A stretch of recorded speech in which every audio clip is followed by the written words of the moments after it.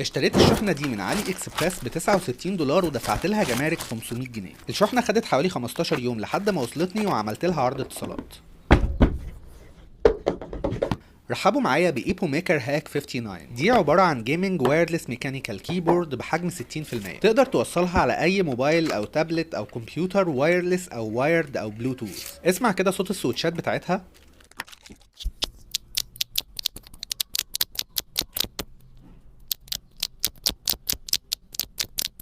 تعال بقى نسمع صوت الكيبورد نفسه واكتب لي رأيك في التعليقات.